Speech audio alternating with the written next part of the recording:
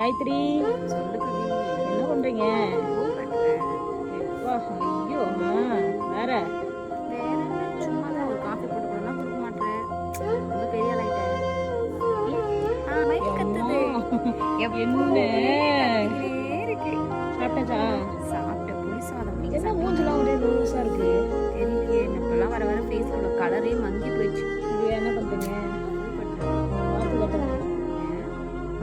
இல்ல கட்டி வைக்கிறேன், பார்த்து கட்டுங்க. சாப்பிட்டாச்சா? எத்தனை வாட்டி சொல்லுங்க? சரி, இந்த மல்லிப்பூட ஸ்பெஷல் கொஞ்சம் சொல்லுங்க. மல்லிப்பூ கட்டுறீங்க. அதெல்லாம் தெரியாதுப்பா, வாசமா இருக்கும் அவ்வளோதான். உண்மையா சொல்லு, இந்த மல்லிப்பூ பத்தி எதுவும் தெரியாதா?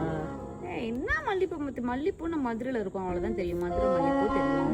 சென்னையில மல்லிப்பூவே இது கையில் இருக்குது எல்லாமே காகித பூ தானே.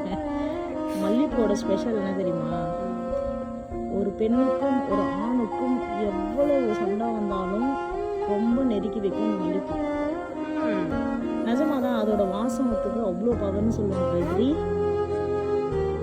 நிஜமாடா, வேற அதுதான் எனக்கு தெரிஞ்சது. சரி, ஓகே. மல்லிப்பூ யாராருக்கெல்லாம் பிடிக்குமோ எல்லாரும் கமெண்ட்ல சொல்லுங்க. Okay, bye. Bye guys. மறந்துடாதீங்க, எல்லாரும் சப்ஸ்கிரைப் பண்ணிக்கோங்க. சப்ஸ்கிரைப் பண்ணிட்டு பாருங்க டார்லிங்ஸ். ஓகே, பாய். பாய்.